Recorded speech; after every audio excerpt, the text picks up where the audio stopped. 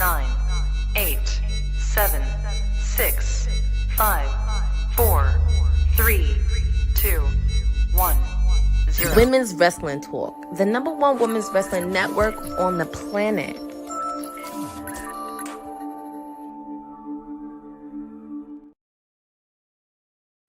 Well, a big happy Monday to everyone, and welcome to WWT Live as part of Women's Wrestling Talk, the #1 women's wrestling network on the planet. I am your professor, Gerard Bonner, or whatever other wonderful names you want to call me.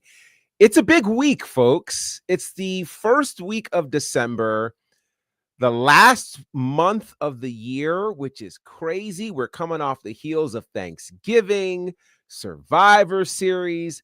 There's a lot to talk about, family, and we're going to get into all of it.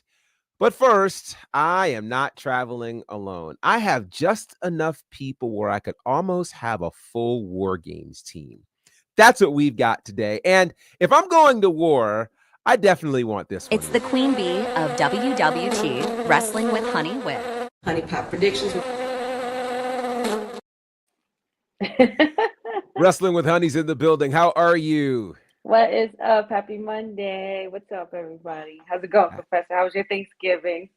Thanksgiving was good. It was good. How about you? Good. Busy. Good. Very busy. Busy like a bee, as usual. Yeah. You know, one of the things that I realized this year for Thanksgiving is I've made some dietary changes over the last year. And so in trying to eat as I used to eat, I couldn't quite do it. So I didn't quite get a full plate. Like I ended up eating barely half of what I had gotten on Thanksgiving Day. So it made leftovers a little bit different this year. But yeah, it was kind of fun. And it's worth it. You know, when you lose a little bit of weight and you change your diet and stuff, it's like, okay, cool. So yeah, I'll live with that. Plus, you know, we got Survivor Series and all the cool things. So yeah, but I will tell you guys once everybody gets on what my dish of choice was, because yeah, it was right. Now, if you're going to go to war, I think you kind of need a fanatic. You need somebody who is just going to go ham because they're a massive fan. And I think the elite one probably would do well. Courtney's in the building. Courtney, how are you? Yeah, it is good. It's December. So it's a lot that's happened over the weekend, but I hope you guys had a wonderful Thanksgiving. I had a wonderful Thanksgiving outside of, well, my team losing on Thanksgiving, but overall, it was a great day. Oh, very good. In everyone's life, some rain must fall. I get it. It's all right. But I'll tell you what, probably of all of us, the one best suited for war. It's Councilman Pharaoh of Strattonville with his Parisiac constituents. It's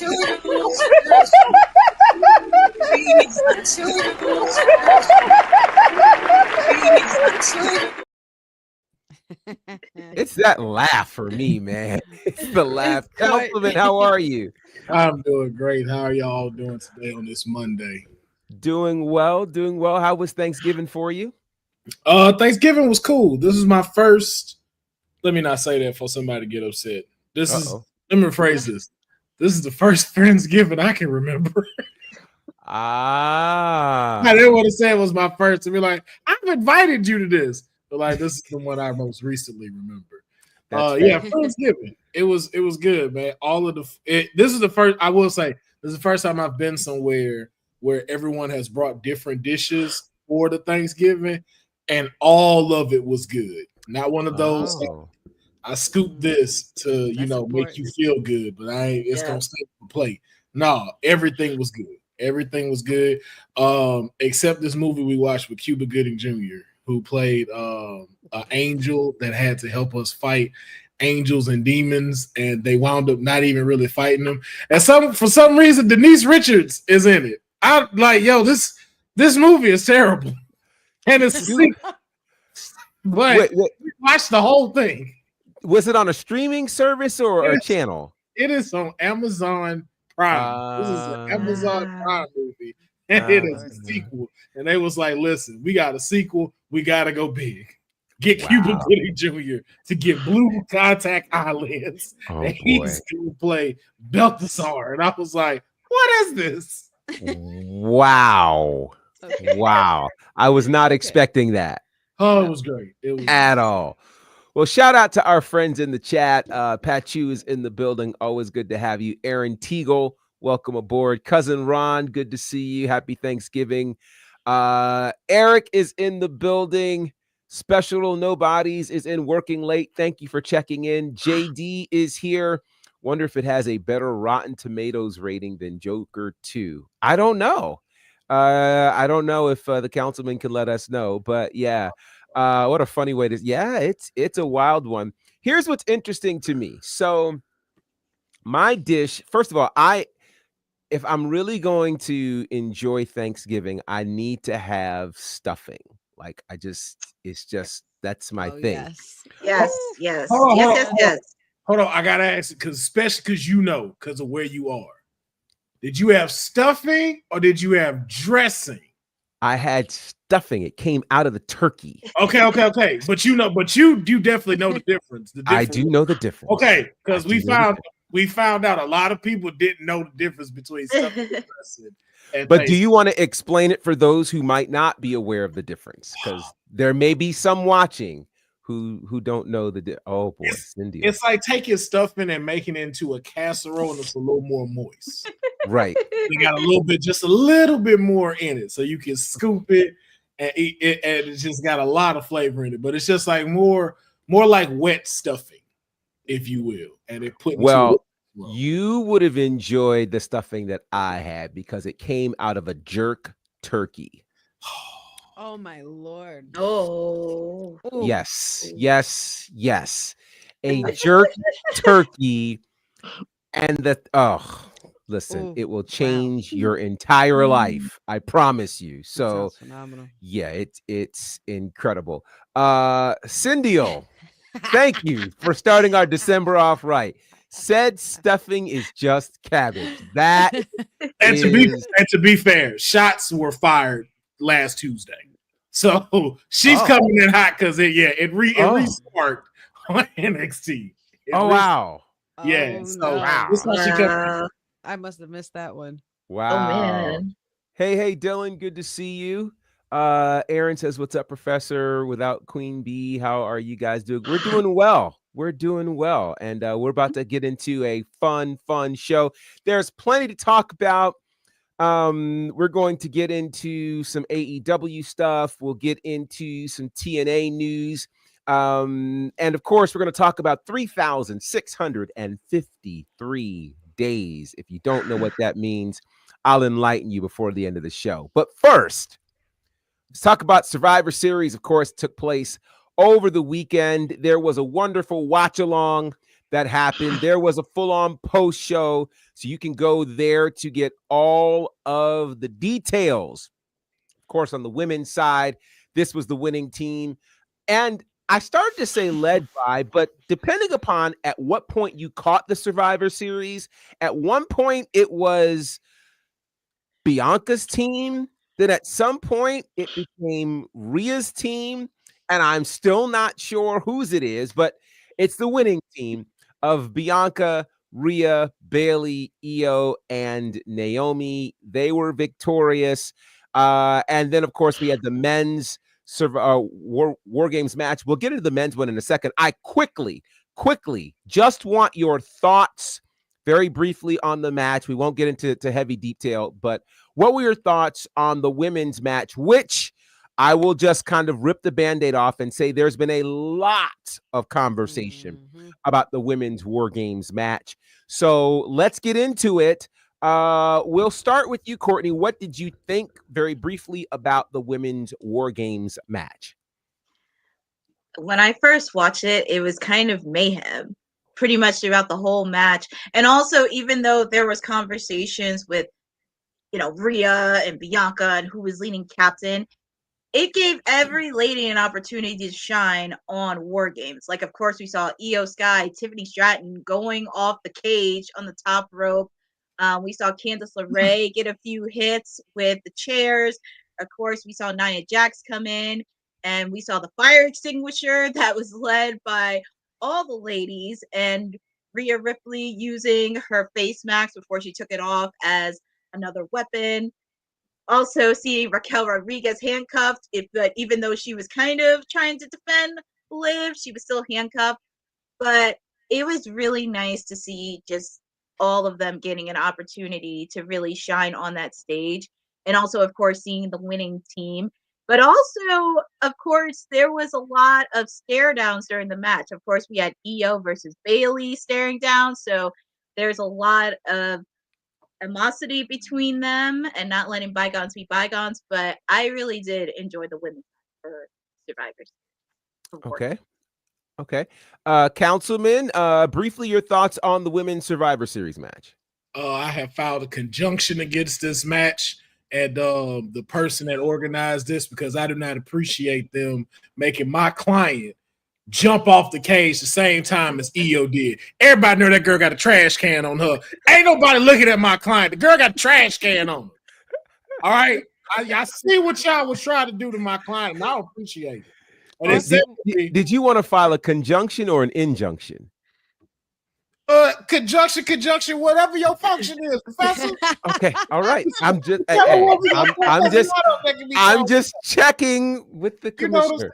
I'm just a bill on Capitol Hill right now. I mean, there is a lot to be said in that match because I mean, she did bring out some weapons, and inside one of those weapons was her Money in the Bank briefcase. I mean, how do you explain that, Council? Kind of brilliant. Yeah. And that was my other thing because burglary is also something that need to be talked about because the last time she checked, her Money in the Bank was in the locker room. So who put it in the trash can is what there's an inquiry going on in the back. And I don't care what nobody in this chat say. Nia Jax was the MVP of that match.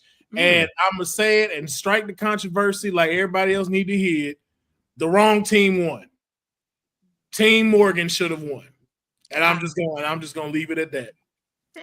Wow. But it was a great match. I will say that. It was a good match. Okay. Honey.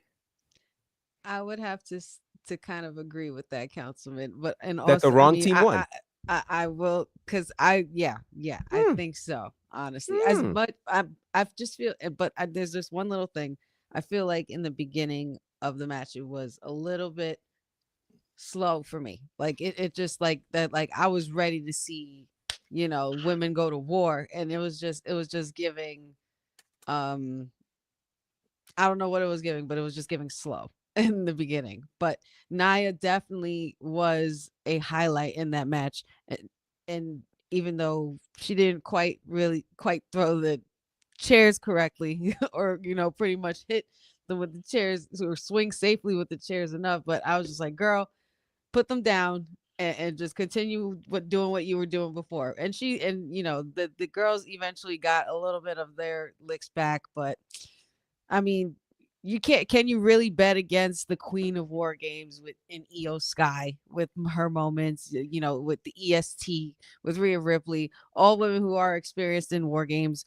Yeah, I mean, I think that Liv Morgan's team did or could have had a little more up their sleeve, but yeah, maybe the right team did win, but in my eyes, I feel like Liv Morgan's team should have won. I just felt like there was a bigger advantage there. Well, let's go through some of these comments because there are many. So Dylan says women's war games left a lot to be desired. JD says don't skip over the chair shots from Nia. I need some closure. Dylan or Boza says that's what the matter with the fact that the war games was all about Rhea versus Liv. I didn't. Well, okay. I read it as I saw it. I didn't quite get it. Cousin says, can someone teach Nia how to swing a chair safely? That's funny. Cindy says, lots of stories could have been told and weren't. The first half of the match was kind of awful. Io saved the match for certain. The crowd blew up because of her.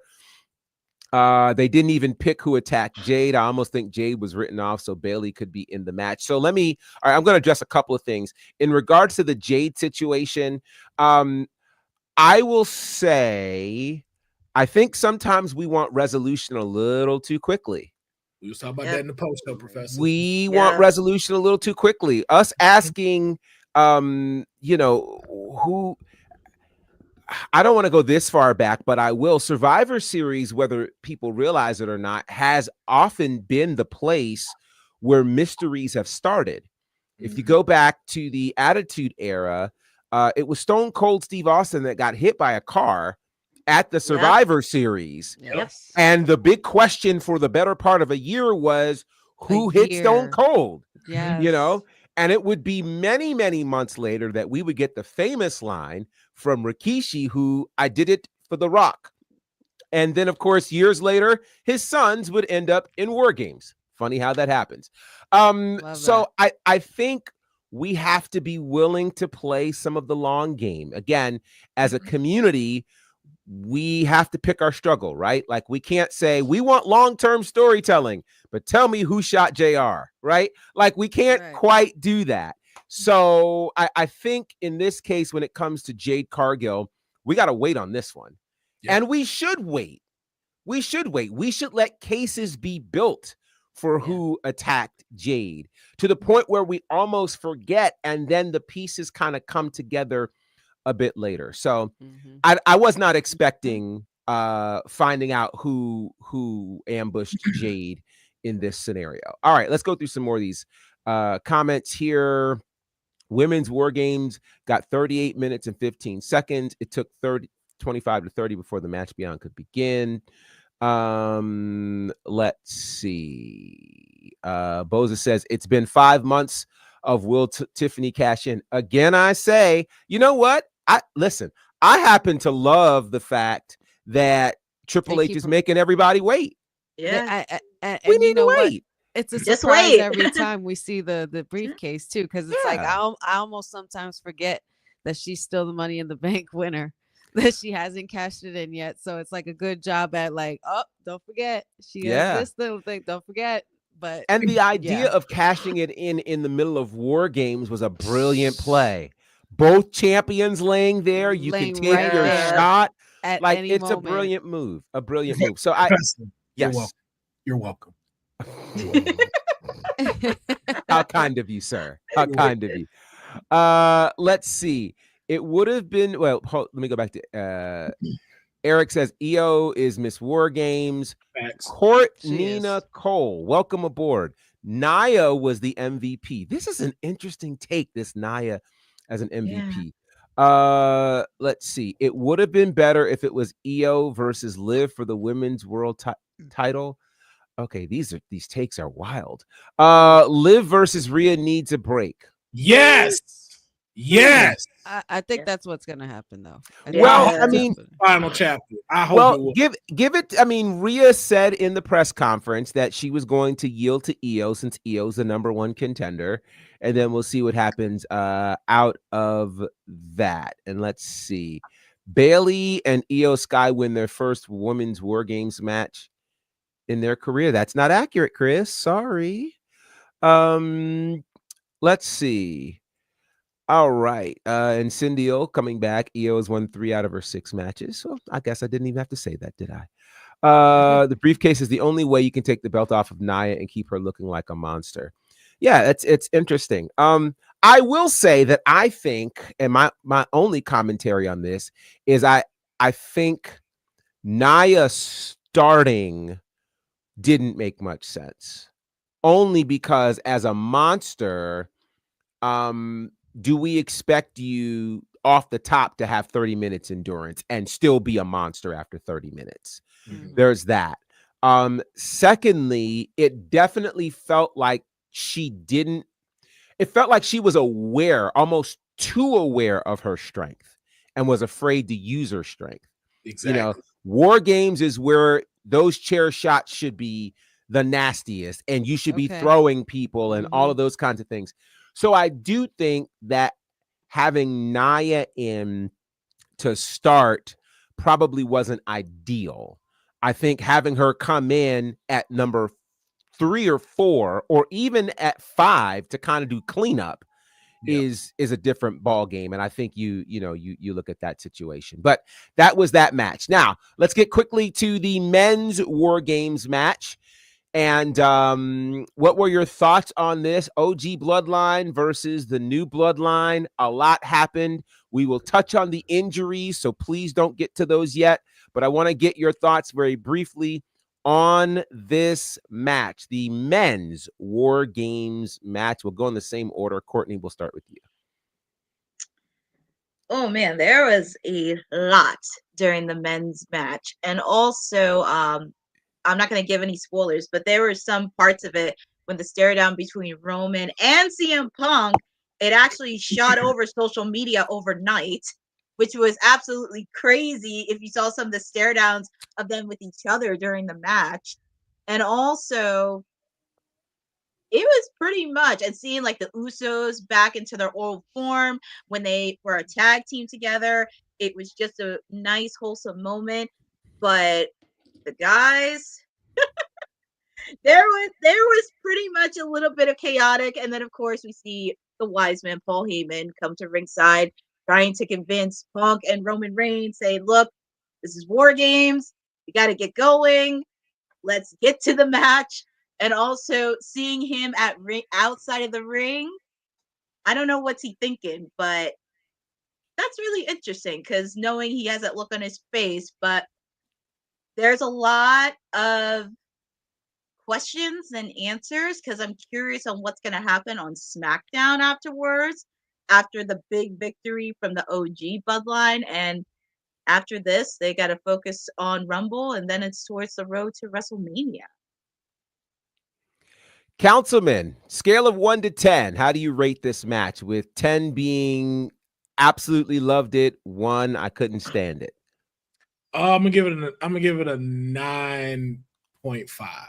9.5. Okay. This was like watching the Avengers again. This was like WrestleMania in Philly. This was great storytelling from all around. I've never seen a table explode before. 2 tables explode. Like normally you see it. I said on the post show. Normally you see it do this. I've never seen it do this and then this. Yeah. I was like, the table exploded. But what I really saw and I thought was really cool of the fact that Jey Uso came out last. To be made as to where Jey Uso is. Like, if you didn't think Jey Uso was main event, Survivor Series with that alone just showed you where Jey sits at in this company. And so I just thought that was really cool. Even the stuff with CM Punk, I like that it's not something to where we're gonna have to consistently see it. It's that crossover, like when the X-Men gotta go fight Magneto, and they was like, "Yo, Spider-Man's here to help us real quick for this one episode." That's what this felt like. So great match, match. Honey, scale of 1 to 10, how do you rate the men's War Games match? This would have to be a 10 out of 10 for me, only because there's so many elements and layers to this to this War Games match that it just continues. And I seriously, really seriously want to know what inning we're in. I really do. And I think I'm lost at this point, and I'm just going along with it for the ride, because this story this is like the song that doesn't end. It's such a good song, and you don't want it to end, you know. And seeing, of course, the OG Bloodline come out on top, of course, acknowledge your tribal chief Roman Reigns, Jey Uso's Jimmy and Jey Uso doing their thing, man. Seeing them was so wonderful and so great to see them again, you know, be one unit. It had been literally over a year since that. Sammy Uso, of course, doing his part, and then CM Punk as well. I did enjoy the friction going on between him and Roman before they were coming out, and then him shoving Roman out the way, because we know this is to be expected of CM Punk. CM Punk doesn't take any orders from any tribal chief or anything like that. He is his own tribal chief in his mind. So I just can't wait to see where this story goes and where they go from here. It was basically like Solo's ending was basically kind of like Denzel Washington Training Day ending. Like, like he's just like this his final showdown against the good guys, and they're all just ganging up on him finisher after finisher, and it was just absolutely really, really cool. Like really cool. And shout outs to Jacob Fatu. Oh, yes. Man. That guy. Woo! I enjoy Jacob Fatu in the ring, man. It was you could put Jacob versus everybody. I don't care. I will watch. I acknowledge Jacob Fatu. I would just say that. That man took a knee to the face and got back up. Listen. CM Punk turned around. Yeah. Yep. He came right back up, and it was just like, get me out of here. Get me out this match. I will be in the ring with him. So, and for those who are listening, several comments about Jacob Fatu. He's not a normal human, and he is not his coming out party for sure. Here's the case where the monster coming in early made sense. He came in at the number 2 spot for his team, and it made total sense. He was brutal. He was destructive. He gave the new bloodline the advantage pretty much the entire way until we got to just about the end. He's a force. He was not afraid to use his body, to use the resources and assets available to him. He was going to be brutal. It was going to be ugly. And I still don't understand how a man 260, 270 pounds can leap up to the top rope and hit a perfect moonsault every time. Every time. I don't know how he does it. He doesn't sit there and wait to try to, figure it out. Is my guy behind me right? How much do I have to jump? It's just boom, boom, boom. It's like Jacob, and he already getting ready to flip. Like, wait a minute. It's amazing. I didn't get an order. It is but you're right about that. And I think to Honey's point, like, there wasn't a lot of strategy when it came to the women's one, because why would Bayley go first? Like, especially with the story you've had, like, make it uncomfortable in the cage. Who should have went out first could have been Raquel. And then that way, Liv goes out next, and you mess up the other team's thing, because now Rhea's going to want to come out. And then you jump Rhea and get her weak for the team. Like, it just felt like no strategy was really given during the women's match. So I could see Bayley first. Bayley first isn't a problem. Yeah. It's just thinking of kind of the original War Games idea when you had the Horsemen and Dusty Rhodes and his crew. You kind of always put the first person in is the person who's got the most endurance and who can really go and be worth it at the 30-minute mark. So Bayley makes sense. I would have probably brought in Candice LeRae. To start for Liv's team again, and then you would have had that story of Bayley and Candice, who already have already started talking about their story publicly. You'd have that, and then you can build everything and compound that on top of it. Nonetheless, it certainly seems like everyone really enjoyed the men's War Games match. Now, coming out of that, we mentioned, of course, a couple of injuries that have happened. Several major injuries to Bronson Reed, whose ankle, there's a video out there. I would not play it, but they were actually able to show slow motion him landing, and that ankle ain't pretty. You take a 340-pound man from 20 feet in the air, gravity's gonna do what it does, now, to his credit, he landed nothing like one Adam Copeland did earlier this year, who landed feet first through a table. That's a whole nother story. But so we've got definitely some ankle issues for Bronson Reed, who will be out several weeks. We also heard on the post show that Jimmy Uso, who had his own pretty amazing dive, broke his toe on his landing. So that's going to be interesting to watch how things work out for them. But by far, an amazing men's War Games match. And I just want to put this out here because we didn't have a show Friday, and we honestly didn't even know about this. by airtime on Friday. But the big question that's all over the internet wrestling community, and I want to ask you guys, and I'll start with you, honey. What's the favor that the wise man now owes CM Punk? Man, I have no idea where to begin. I have no idea what direction this is gonna go. That's another thing that also made it more intriguing for me, which is why I feel like CM Punk being inserted into the Bloodline story in this particular time for this particular reason. Just when this new bloodline is trying to come up and everything like that. You know, someone that he has history with, Roman. He actually has history with the whole group. And it was just a really interesting dynamic to have CM Punk as part of this, because he doesn't have to do this, but he did this for his friend Paul. And if you notice in the segment that happened in their exchange on Friday, he said it more than one time, and I can't help but wonder if there's any real meaning behind CM Punk saying this, but he said, "I'm here for Paul."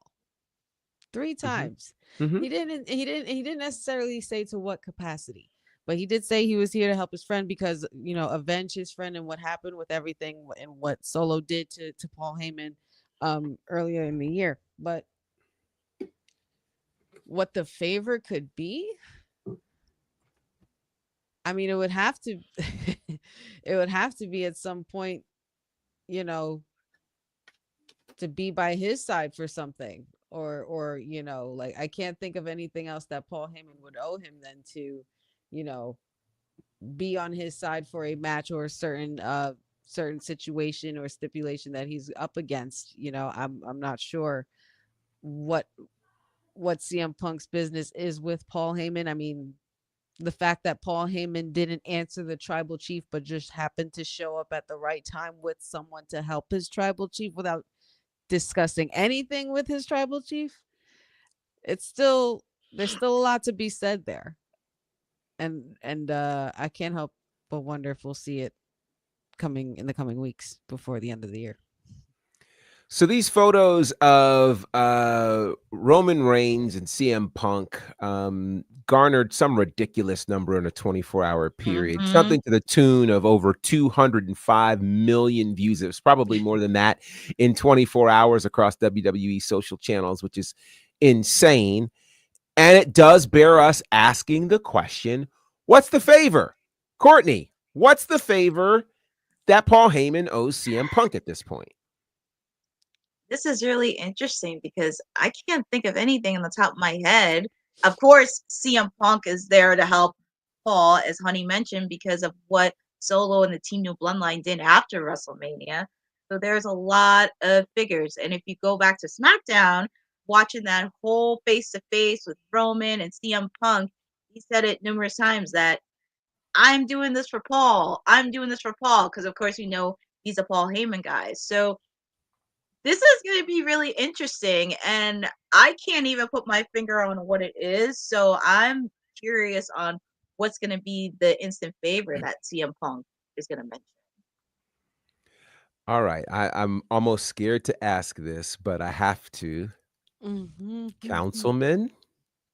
He wants tickets to see Jersey Boys. That's the thing. He doesn't want to get them himself, so he wants to be able to be recognized and be seen there. So that's what the favor is. But no, what I thought about was like, let's take a second to think about it. What is it at this point in CM Punk's career that he can't grasp that he would need Paul Heyman for? I can only think of one thing. Me too. I can think of 2. One's crazy, and the other one makes perfect sense. But the rest of them, championship, no, you can literally go walk up to Gunther, and he's going to give you a shot. Royal Rumble, you can get back at 30. There's none of those things that make me feel like CM Punk can't grab that. What I think is where CM Punk is now, where CM Punk is setting his time, he wants to finish up business he didn't get to complete. I think he's going to give him a match versus The Rock. And finally get his lick back. And And think about it. Final boss versus the only one that he says you can't punch and knock out God. That gotta come back now. Interesting. That's interesting. That's interesting. Oh wow. Interesting. So I'll go ahead. My cheeks hurt. I'm smiling so hard. That's interesting. Beautiful. Some theories. Boza says maybe Roman and Punk going for the WWE tag titles. Dylan says Punk will ask Heyman for a world championship match. It'll upset Seth Rollins to the extreme because he made that a workhorse title. Not sure what that has to do with Roman though, but and does he need Heyman for that? Not really. Yeah, I believe it's a title shot against Gunther or Cody. Says I hope we get a musical like Jericho and MJF. Please no. Oh my God! Please. Thank you. No, thank you. No. Here's my thought, and I don't know how this happens. To me, the one thing that Punk has never had that he doesn't have much time left to get is the main event of WrestleMania.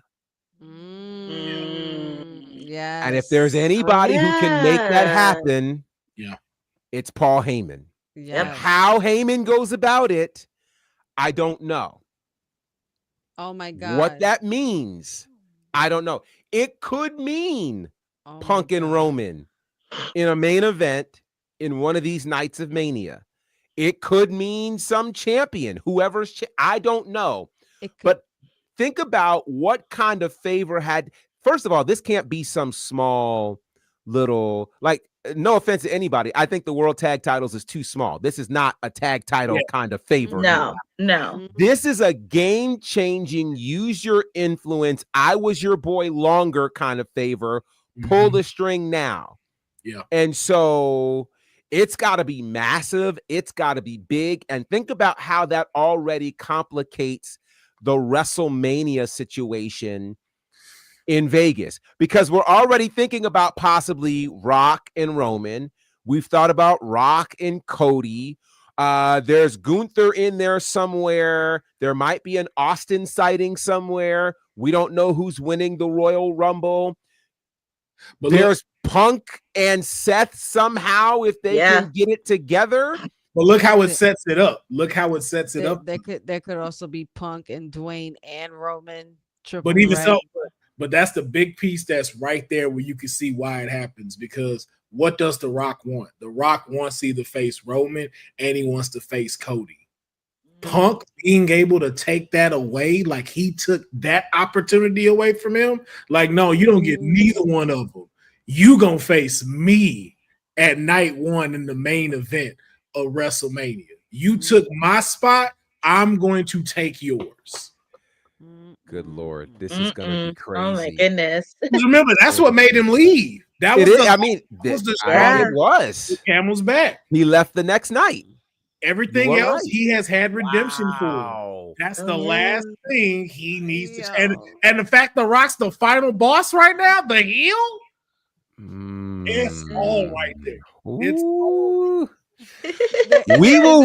We'll revisit this show if this happens, Councilman, because we've got to credit you on this one. Is it crazy is it crazy that I'm like secretly wanting it to happen now just to watch? I love the idea. Like the anticipation. I mean, and they could almost roll it out again with a press conference in Vegas where nobody sees Punk coming. Yep. And it literally ends up being Heyman who pulls this off. Yeah. Oh, I got chills. That's amazing. All right. Well, we got to move out of Survivor Series because there's a lot happening. But one other thing I have to mention connected to Survivor Series. Oh, well, sorry. Let me back up. And that is this. Congratulations to Shinsuke Nakamura. Yes. The brand new United States champion. I am so excited. This is just good. And in case you don't know, the Shinsuke train continues because January 1st, he's heading back to Pro Wrestling Noah in their, again, New Year event, taking on Uka Sasaki. And if you'll remember, it was in 2023 that he started the year there, going up against the Great Muta as Muta was wrapping up his career. So again, Shinsuke could very well take the United States Championship over to Pro Wrestling Noah, which would just be incredible. So I love everything about this. Congratulations to you, Shinsuke. All right, we're going to speed through a couple of things because I got a particular sticking point that I want to make sure we get some good time in on. So congratulations are also in order to our friends over at AEW. AEW made a massive announcement today announcing, we heard earlier that they were landing a deal in terms of rights and some things with Max. Well, on January 1st, that's going to be a huge, good Lord, January 1st, 2025 is starting off very big. You got this Shinsuke Nakamura in Pro Wrestling Noah. On the same day, AEW Dynamite's Fight for the Fallen will be the first event that will be simulcast.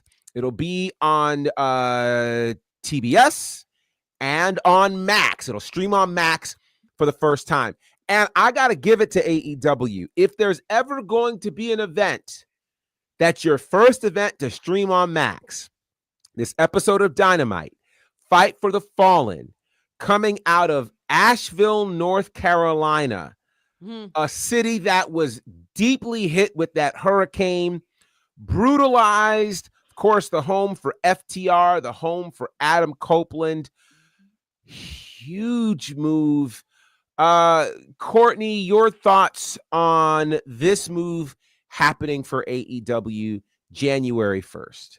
This is really a groundbreaking moment for AEW, and just seeing, because the anticipation, especially with the announcement, was waiting, but finally getting streamed on Max. Also, I have to give props to Tony Khan for doing it in North Carolina, because I remember sitting in a media call for Russell Dream, and he was talking about what happened with the hurricanes, and he wanted to do something, really take action for it. So this is really nice for him to come to North Carolina. And of course, I'm hoping that FTR will make an appearance because it's in North Carolina. Maybe Adam Copeland will pop in a little bit. But this is definitely a great way to start off in 2025, and really happy to see it. And also for people like me who have Max, this is also a really great opportunity, and also just continue that relationship with Max. So Max is not necessarily known for doing lots of streaming of live events.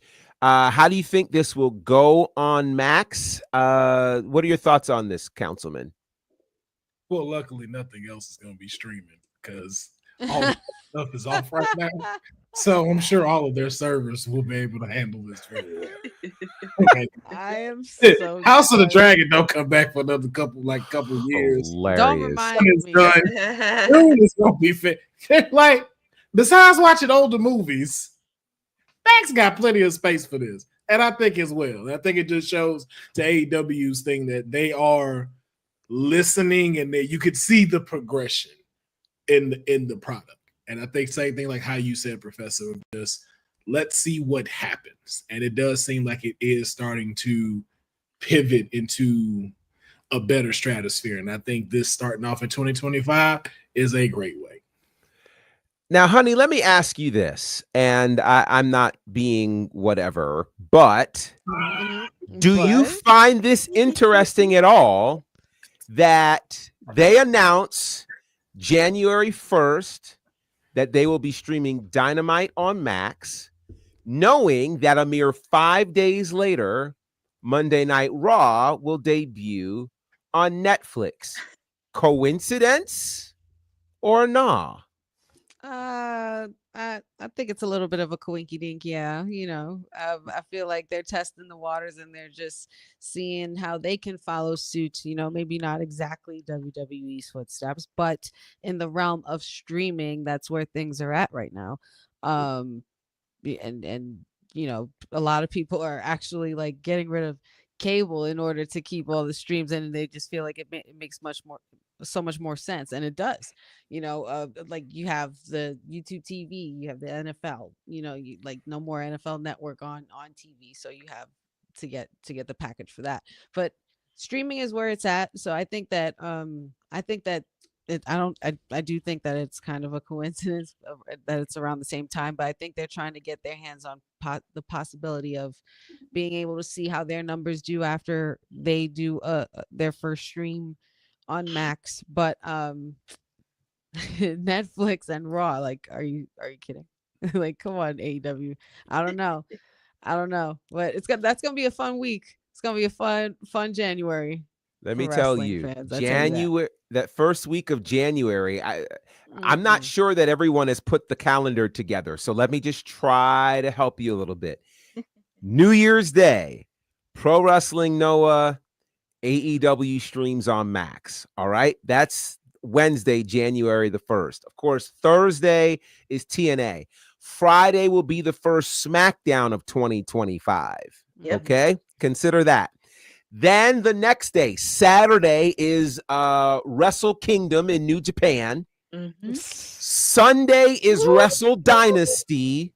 Oh my Jesus. Monday is Raw on Netflix and New Year's Dash over in New Japan. Tuesday is NXT.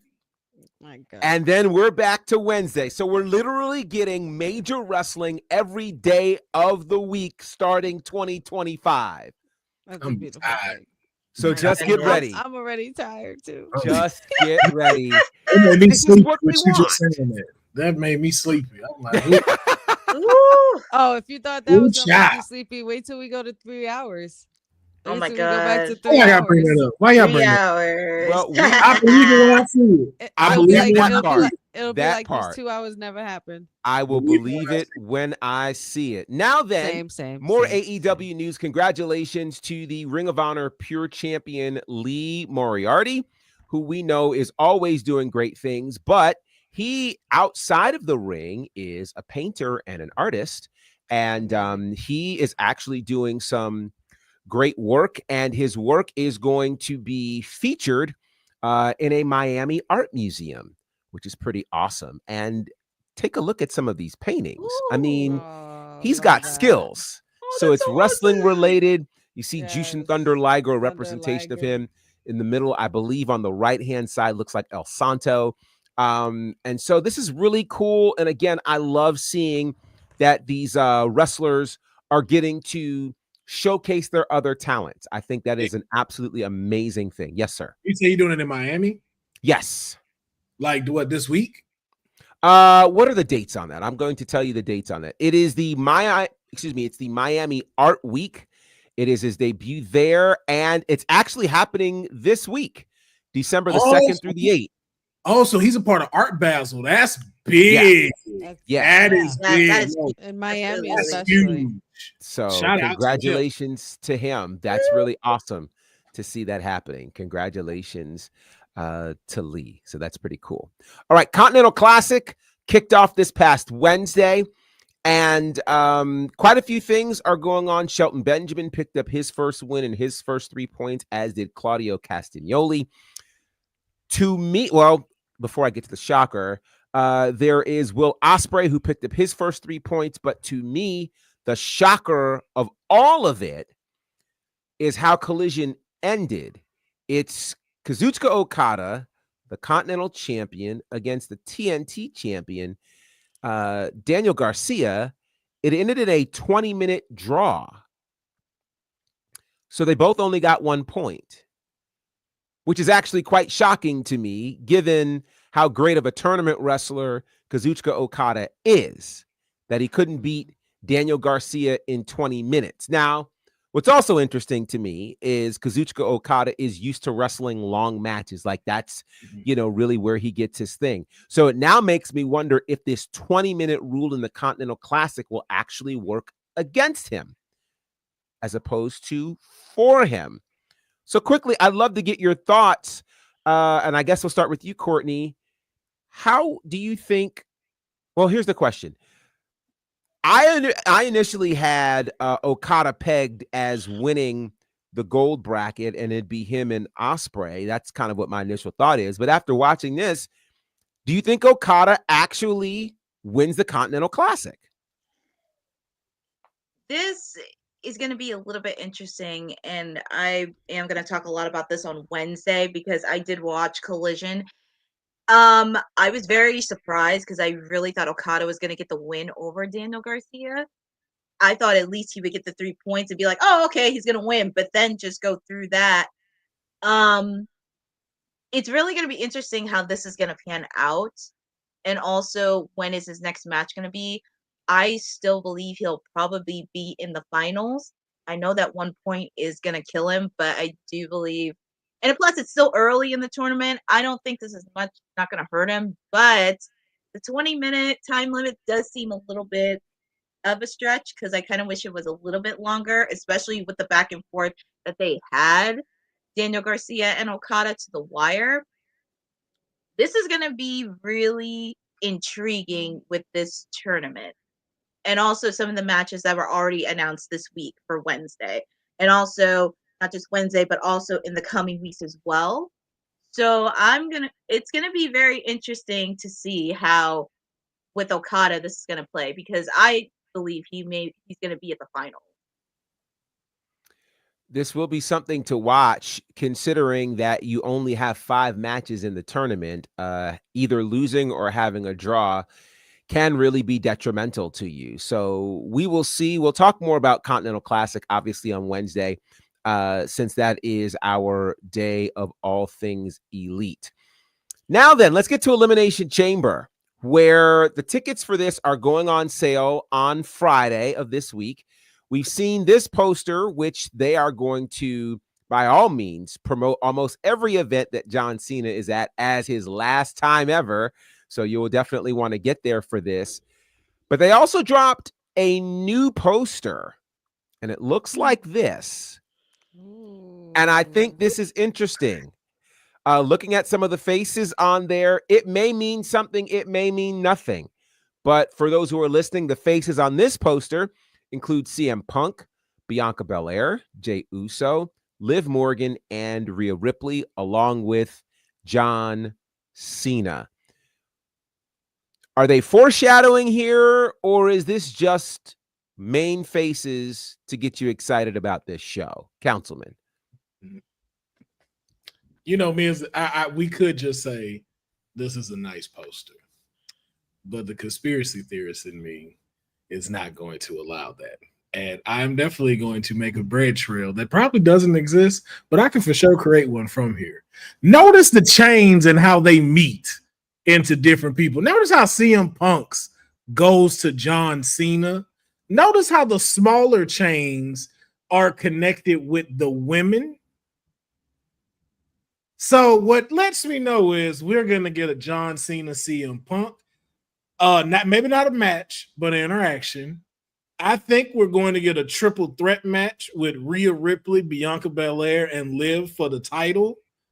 And I think we're going to have Jey Uso win the Elimination Chamber. I don't know what it's going to be for. Maybe for the World Heavyweight title, depending on who wins the Rumble. But I think Jey is going to win this year's Men's Rumble. Elimination Chamber. Honey, your face is telling quite the story. What do you gain from this poster, if anything? What I definitely do gain from this poster, besides obviously the obvious that you can see, but he says you can't. These are all the current needle movers right now on the roster. That's what I see. You see, as Nick Aldis pointed out earlier, his MVP for 2024 is Liv Morgan, and Liv Morgan's been part of the hottest storyline, with Rhea Ripley and Dominic Mysterio, and of course, Mommy's got to be there. You have the EST of WWE because she is exactly what she says she is. CM Punk as well, and then of course, main event Jey Uso. So I think this is just more so an excitement poster. And then just, of course, adding John Cena to the mix, it's just gonna get you even more excited. But it's kind of like almost sad because it's like I almost kind of don't want this to happen. I don't know if I'm mentally prepared to see the end of Cena, and this is gonna be the last year that we see of Cena. It's pretty crazy. Never thought I'd say those words. I think it's not gonna hit me until we get to December. Yeah. Because they're gonna wear this whole last time ever thing out all year until it's the last time ever. And that's when it's gonna get emotional, I think. Oh yeah. And I definitely think that there's no real foreshadowing here other than you'll likely see these people at the event and we want you to get your tickets. But I think there's a lot of room between now and then, and who knows what will be happening by that point. I will say another reason why you want these people on this poster is because you're trying to fill the venue formerly known as the Toronto Sky Dome, which was the home for WrestleMania 6 and 18. So we're talking a stadium show. You're going to put, your most recognizable faces on there to help move those tickets. I do think it's interesting that we don't see the faces of Roman Reigns or Cody Rhodes on here. That may mean something. It may not. Who knows? Dylan says no Jade. She's injured. So that's why we're not seeing her right now. That one's not as deep as we think.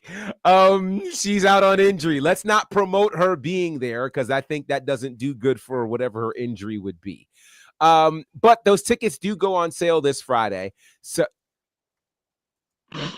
yes, she's injured. I think Dylan, where you been? Dylan's being funny right now. He's being funny right now. Yeah, I'm glad he did that. Yeah, he's trying to be funny. He has an inside. I'm glad he did that because I felt so bad that I missed the other joke that we didn't do, which was just like, wait, John Cena's on this poster? Where? Oh yeah, right. I was like, man, we totally missed that. Right, right. So one other thing that happened over the weekend, TNA had a pay-per-view called Turning Point, and I have to shout them out because they did this at one of the biggest independent wrestling festivals of the year. It's called WrestleCade, and it's an amazing convention that happens in North Carolina, and TNA doing a live pay-per-view there. Turning Point was a big deal. Now, what ended up happening is Trey Miguel was unable to appear in a major six-man tag, and who would end up appearing for him but Matt Riddle.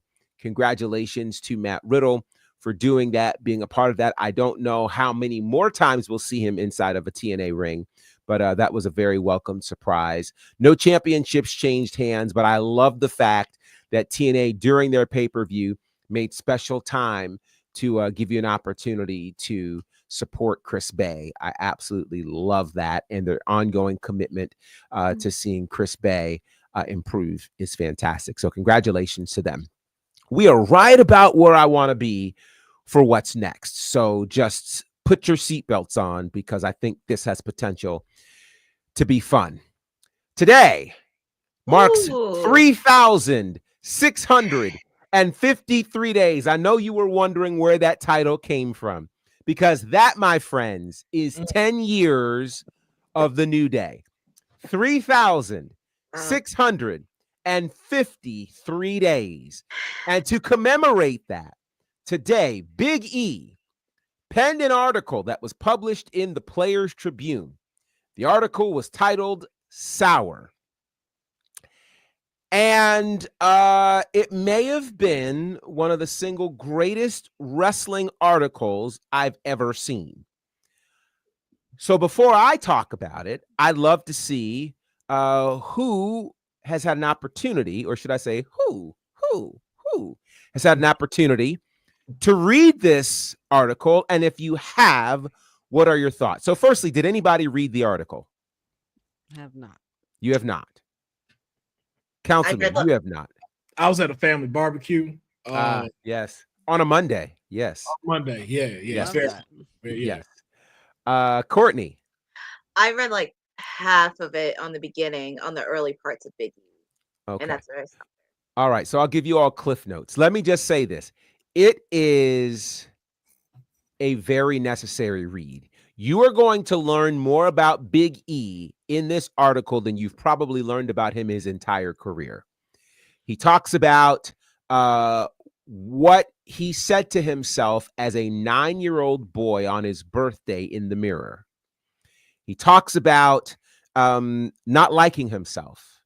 He talks about his childhood and the conflict that he went through, his strong battles with mental health.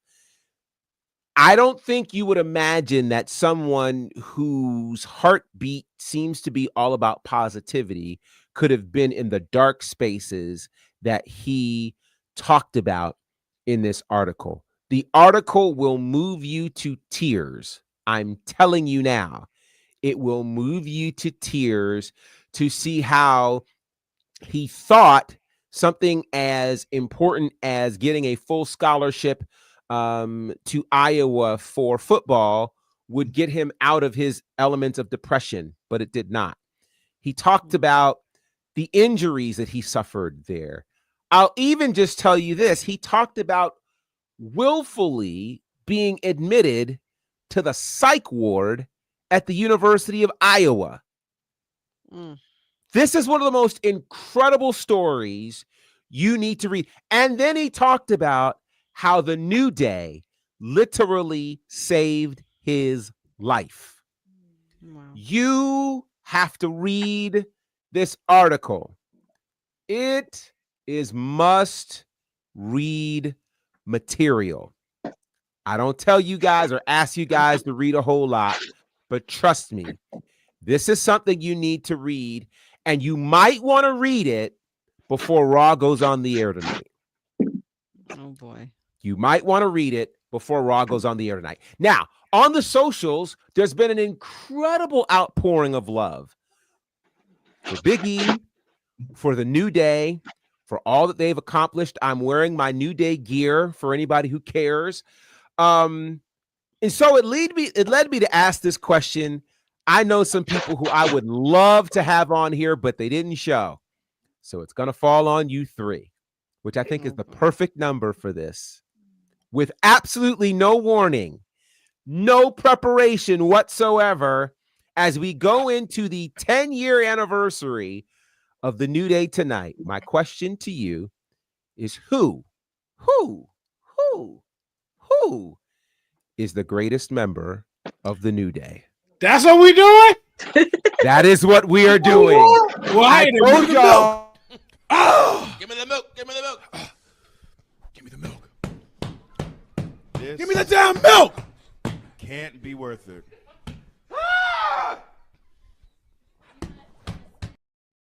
Give me the milk. Let's do this. And this is open for you in the chat as well. Who is the greatest member of the New Day? Y'all not gonna make me. Oh, would you look at? Oh wait! Oh, it's no. Unfortunately, I'm not. Now, there's a lot as you are trying to determine your answer. There is a lot to consider here. I'm not doing A this. lot. You're dealing with the fact that the idea started with Xavier Woods. I'm not doing. You're dealing with the fact that this faction has produced 11 or 12 tag team championships. You're dealing with 2 world champions, a king of the ring. The fact that this faction has stayed together with its original members longer than any other faction in the history of the sport. I know some people will scream, oh, well, there's the Bullet Club. Not with their original members. The New Day didn't do it for, the NWO didn't do it for 10 years. DX didn't do it for 10 years. The Four Horsemen didn't do it for 10 years. You cannot find the Shield didn't do it for 10 years. You cannot find a single faction who stayed together for this length of time with its original members. But who among them is the greatest? I can't believe you're making us do this. Oh, yes. Oh, yes. This is oh, yes. an awful way to start our week. All right, it's fantastic. It's fantastic. Kevin Owens is the greatest New Day member. Kevin Owens. Kevin Owens. We're not getting out of this one. All right. Big E. All right. Big E, Xavier Woods, Kofi Kingston. Now, as you're deciding, there are many things you could look at. You could look at championship reigns. You could look at matches. You could look at impact. I mean, I think about how Xavier Woods was the one who really helped bring the personality out of a Big E and a Kofi Kingston. He helped take the New Day to expand beyond merely the wrestling ring. What they did with merch, what they did with Up, Up, Down, Down in the video game community. I mean, we're talking a lot of the connections that they've had with so many of the video game franchises. We're talking about a lot of things. Stay focused, Chris. We're not there yet. We're talking about the greatest member of the New Day. We're not talking about whether it ends tonight. That's not what we're talking about. Who is the greatest member of the New Day? That is the question, and be prepared to defend your answer. I think I got mine. All right. The councilman will begin. Big E is the greatest New Day member out of all of them. Okay. Big E is the heart. Big E was the person, if you really think about it, who became the face of the New Day. He was the one that was always on the mic. Now, again, we can say it was Xavier. Xavier Woods, I would compare to, is the Steve Wozniak of this group. For those that don't know who Steve Wozniak is, Steve Wozniak is the guy who actually built the Mac computer, like made the computer itself. As to Steve Jobs was the face and the person that sold the dream. That's what I credit Xavier for. He is the architect to this. But the one that came out of this, the one that became the best creation through this group, has to be Big E. From the championships he's won, from the moments that he's had, from the endorsements that have been given, we still to this day love this man and how much he's been able to achieve because of this group. And don't get me wrong, Kofi Mania is a big thing, but it was because of Kofi that we wanted it. And because we've known Kofi for so long that we wanted that to happen. Big E winning it, and this is, I'm going to say this part for me personally, Big E winning the championship was like, that was to me like the New Day member that became WWE champion. I know it doesn't make sense as I say it, but if you get what I'm saying.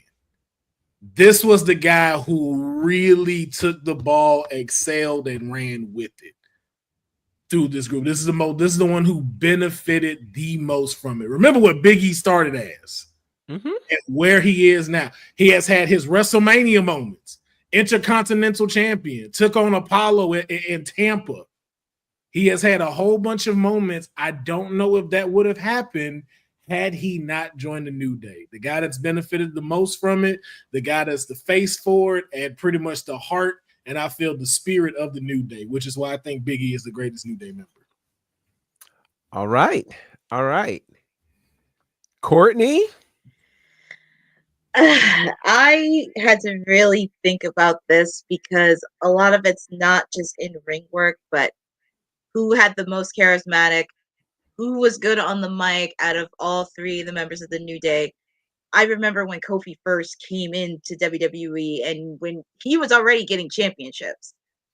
But if I had to pick which member of the New Day that benefited the most. Now remember, it's the greatest member of the New Day. However benefited the most may not be the greatest, but it's completely up to you how you assess that. But I will say, out of the greatest member of the New Day, I have to go with Xavier Woods on this one. And the reason I say that is, and I really had to think about this because I remember when they first started, it was just a little bit confusing. Like, why are they starting? I don't know. But him just being the brains of it and really kind of anchoring that ship and also being the one encouraging. Now, of course, he hasn't won any championship gold singles titles, but he did win King of the Ring. And also, similar to what Councilman said with Big E, Xavier was able to get some endorsements as well. And also, he recently did a partnership with Dragon Ball Z, recently because that's one of his favorite anime shows that he mentioned in an interview. So for him, just really kind of being the backbone. And of course, we can't forget his lovely trombone Francesca. Because honestly, I'm going to say this. I enjoy a guy that knows how to play the trombone. Clip but, it. Yes. I'm dead. Dead. Clip it fast. Yes. So, trust me, for a guy who play like that, that is something that is super, super talented. So I'm going with Xavier. Man. So very quickly, to give you a few more seconds, honey, what is it about a man that plays a trombone that you like so much, Courtney? What are you insinuating here, Professor? I'm just asking. That's a fair question. I have never heard someone say a man. I love a man that plays a trombone. I've heard it said about playing piano. I've heard it played saxophone. I've heard a man who sings. I've heard guitar. I've never heard a man who plays trombone. So please enlighten us.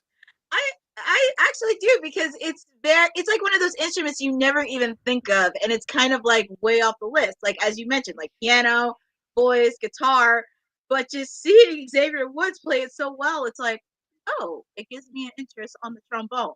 It gives me that interest. Got you interested in the trombone, huh? Yes.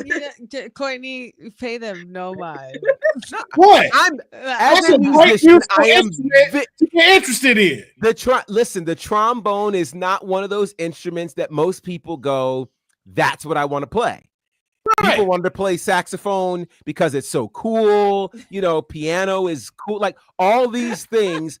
And so with that said, I think we've got we have brought about another elected official, and just at the right time. The mayor's here. Mayor, how are you? Happy 10-year anniversary to all that acknowledge the new day. This is an amazing question, and I could not allow myself to wait any longer to answer this question. It's been an amazing 10 years, but when you talk about like the greatest of the new day and all the impact they've had, and I put my pick in the chat, but like my pick is Woods, because if anything, what he's done to impact the entire locker room will last for generations. When you look at like old conversations, and these conversations still come up on podcasts, you get people like Undertaker talking about how the locker room used to be. It seems like everybody backstage is legitimate friends now. Like they can talk to each other, they get along. And that's over just something as simple as video games. People that don't play video games, people that don't do things.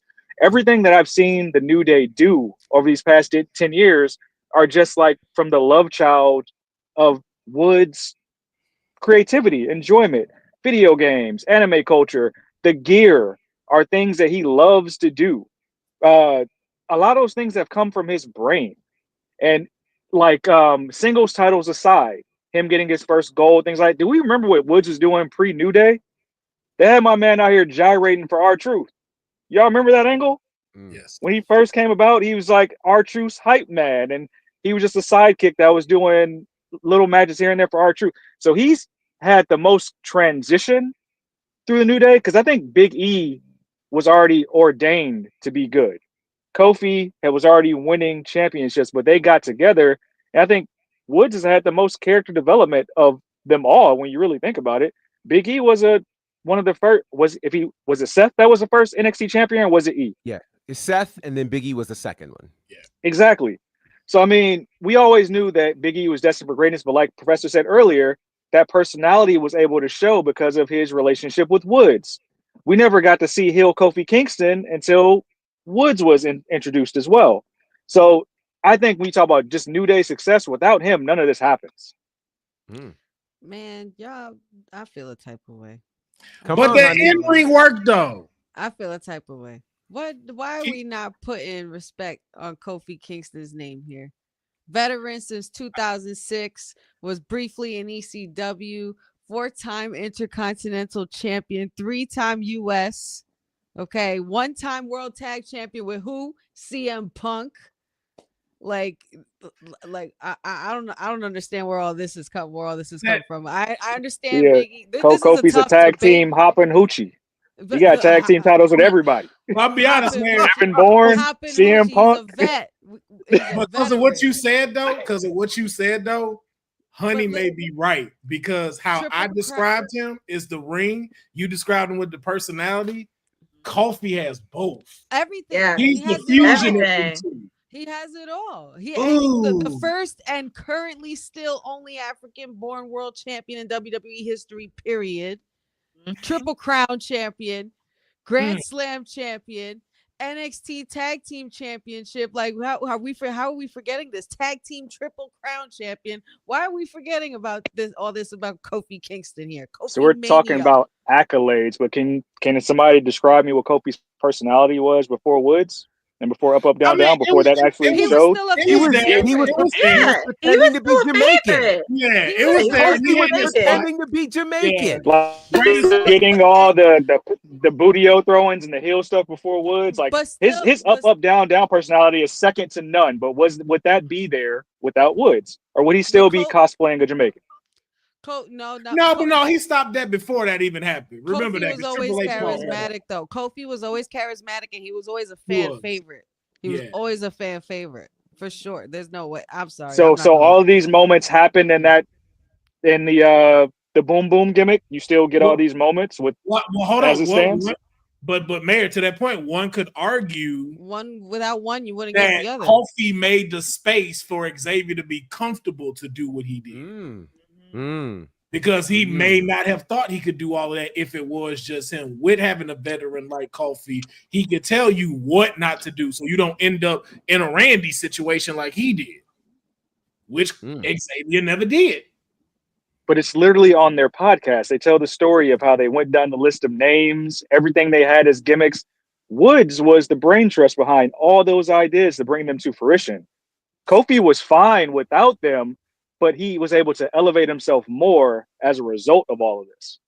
Yeah, but to go from someone that you never thought would be WWE champion and he got it, that's a huge thing. Because none of us sat, just from what you're saying, none of us sat here and was just like, oh yeah, Kofi Kingston is definitely gonna be the WWE champion one day. None of us thought that. He made us believe that. And that's because of the New Day and Ian Wood saying like, hey, you've been here 11 years. You deserve this. This is a hard question because it is. I said what I said. Because one has one strength, another one has, I call it opportunity, not a weakness. And then another one has that strength that other one has a weakness to. This one is difficult. I said what I said.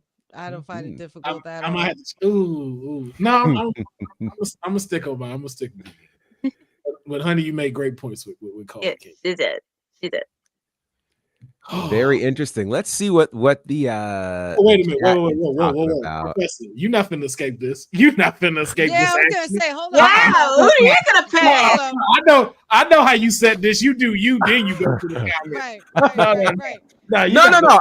I do want to see what they have to say if I can get to it. And I don't know that let's see.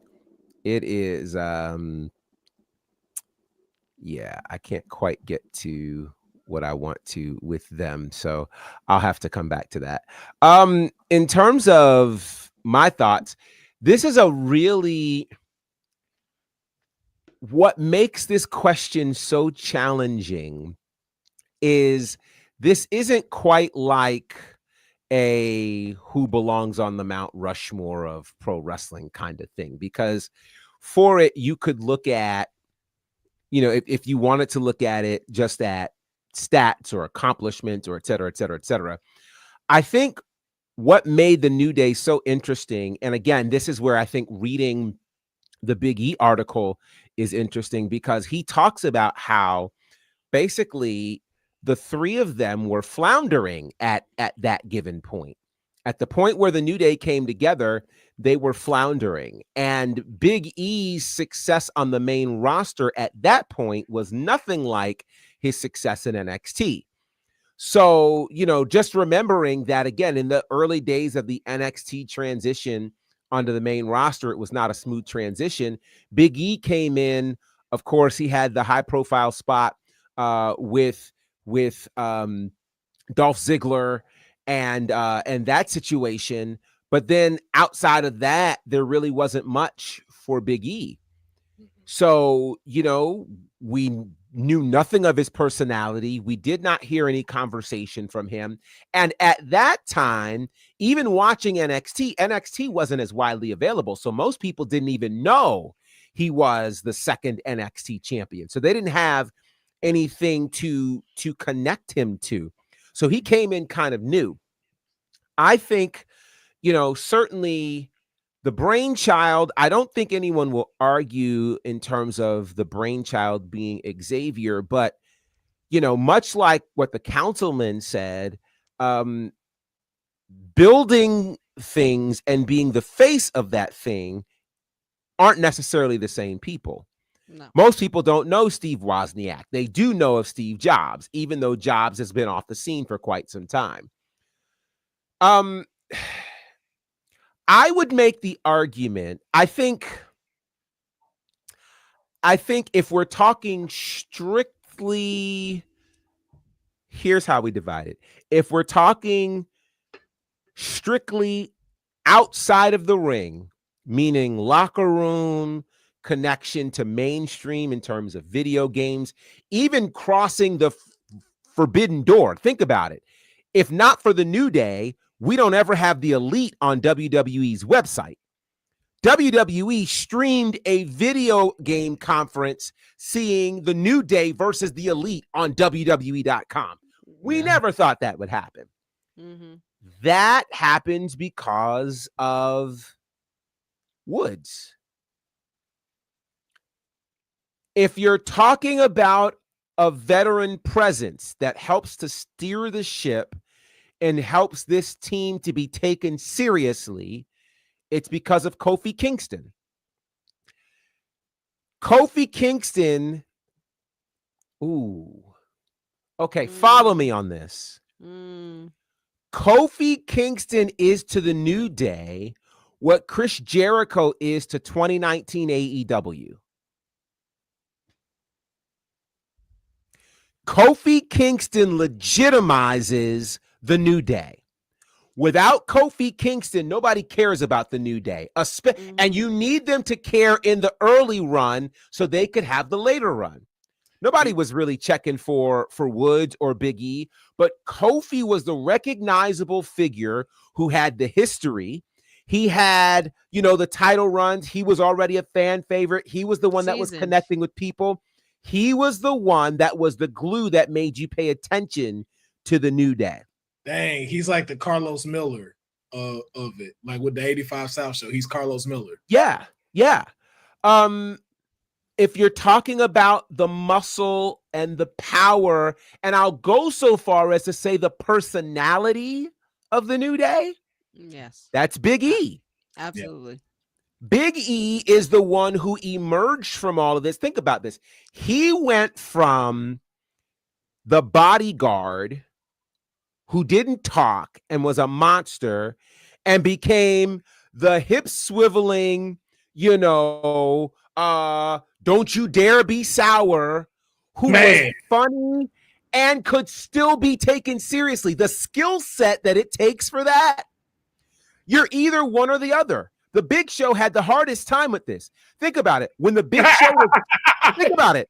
When the Big Show was funny, he couldn't be a monster. Right. And when the Big Show was a monster, he couldn't be funny. Right. He was either doing impersonations of people or he was choke slamming people through a ring. He couldn't do both. And he always had to come back. Right. Big E did both. Big E did both. And so that's what makes this. I think they are three equal parts to this organism. And Big E even talks about this in the article where he says, so many people talked about them breaking up. And he recognized if we break up, we're going to fall through the cracks individually. We are better together. So I think it just depends on the perspective you're looking at it from. Big E is by far the personality. I think the brains of it, the brainchild, the engine was Woods. Legitimacy is Kofi Kingston. Here's the thing. The edge to me goes to Kofi Kingston for this very reason. Given all of those things being equal, Kofi had the WrestleMania moment. Yeah.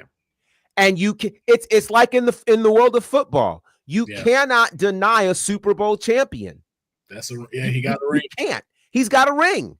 You know, you may want to compare LeBron to whomever. LeBron's got the rings, right?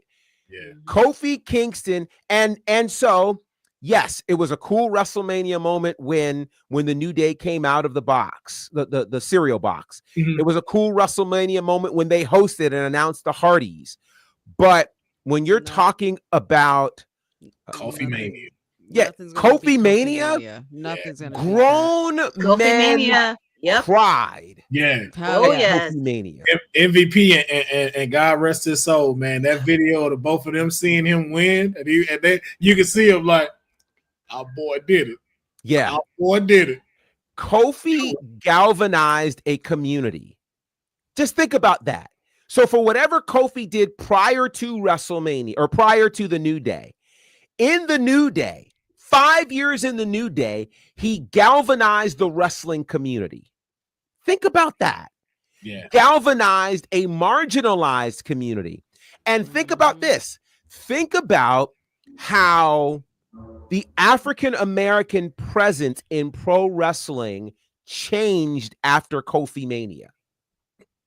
That was 2019. Wow. Hey, yeah, you right. Think about that. Think about that. The last one was what? The Rock.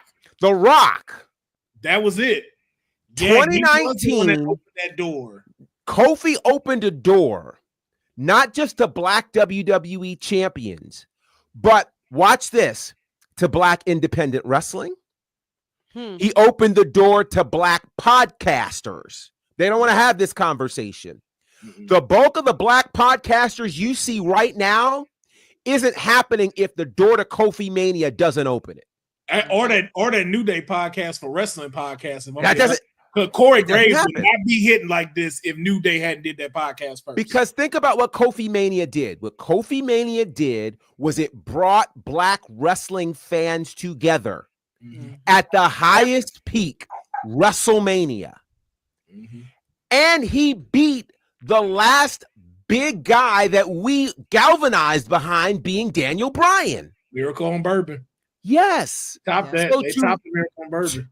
So to me, given all the entertainment factor, the brains, all of those things, WrestleMania, Kofi Mania, and think about this. That was the same Kofi Mania, or that was the same WrestleMania where we had the first women's main event.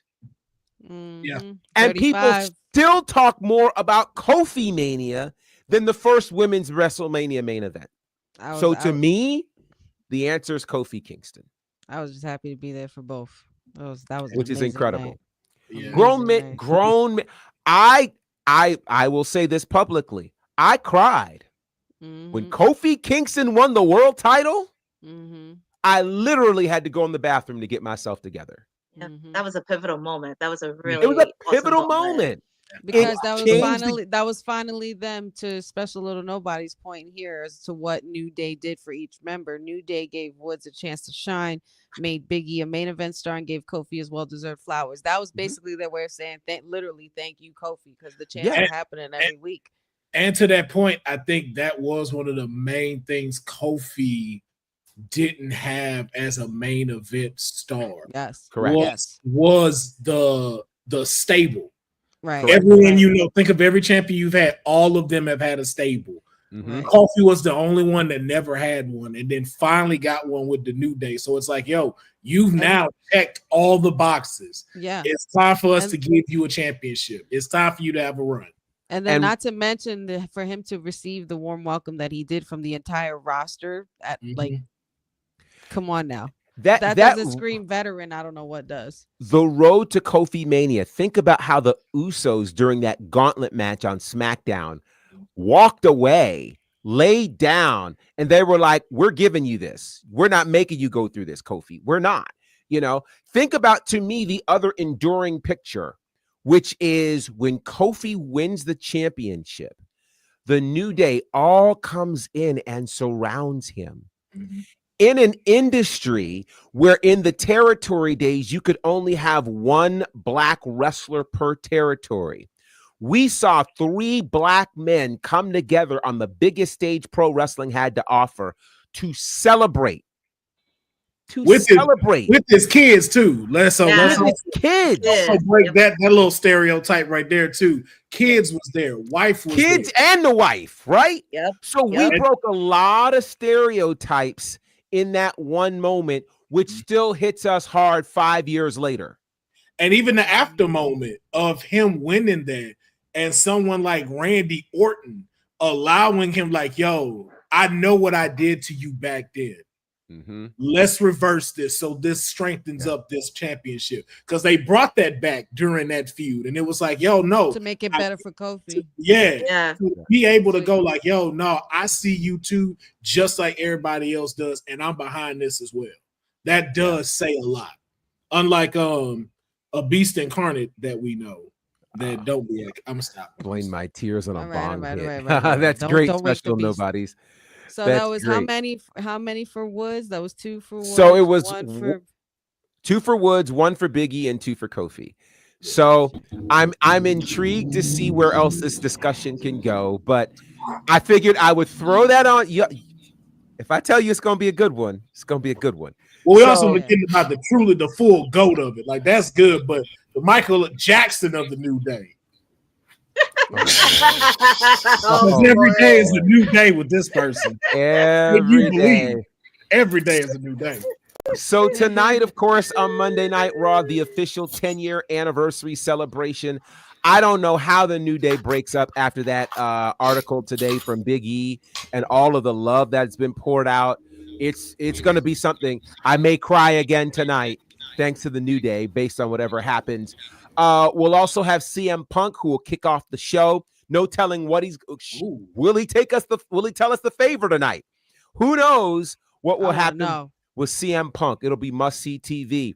We've got a tag team match. Liv Morgan and Raquel Rodriguez going against Damage Control. And I think that's going to be really a great match. And then we see the start of the Women's Intercontinental Championship Tournament. A triple threat match. Dakota Kai. I know. Katana. Don't you start, said. Don't you start. And Shayna Baszler. That's all going down tonight. So it's a can't miss episode of Monday Night Raw. Who should win this match? You've got a chance still to check out that article from Big E, which is going to pull at your heartstrings for sure. It's a significant read, so you're going to need some time for it. It's a pretty lengthy read, but it is a powerful read. So that's what's happening on Monday Night Raw tonight. You don't want to miss this. And I'm telling you, I'm intrigued. Any of these women here could certainly win this match tonight. I'm intrigued to see what the rest of the bracket's going to look like.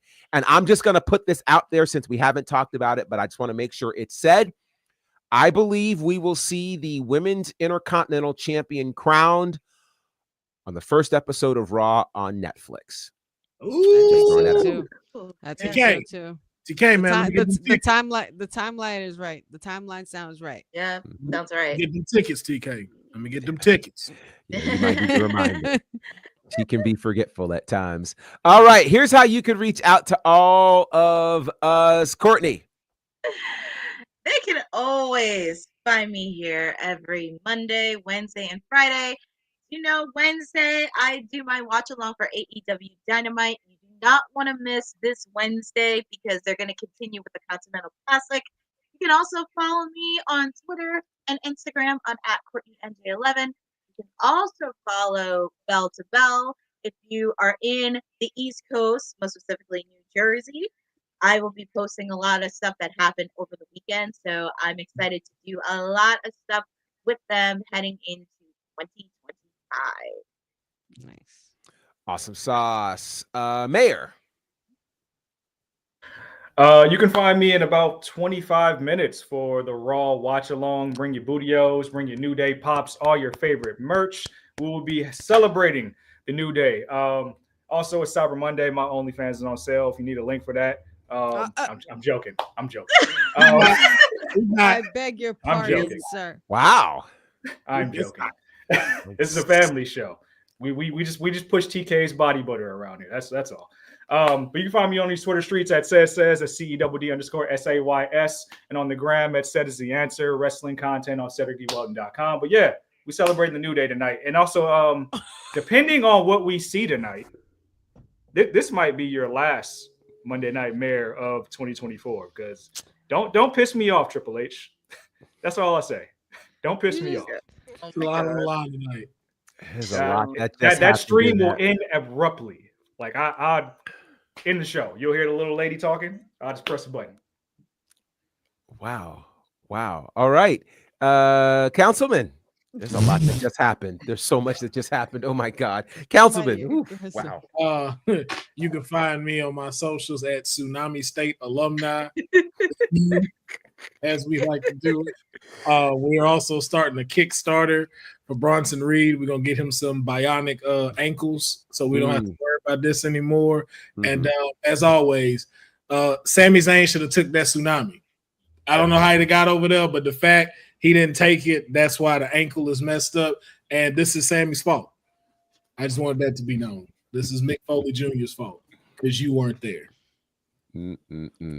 Special Nobody says they already know if I don't have tickets under my tree to Saturday night's main event, that was the last smoked turkey my siblings get from me for Thanksgiving. Well, hey, you better hold that smoked turkey hostage. Listen, hold it hostage. I know that's right, honey. You guys can find me Monday, Wednesdays, and Fridays here with the WWT Live crew. You can also find me on my watch along every Friday. There wasn't one this past Friday. Girl had to take off because Thanksgiving, working double duty and hosting can be pretty tedious, but it was nonetheless a success. Tonight most likely will find me at the Firefly Funhouse because that's where I like to hang out on Mondays, and all things Wrestling with Honey on the socials, as well as the Wrestling with Honey podcast on YouTube. All right, you can find me at bonnerfide across all of the social spaces.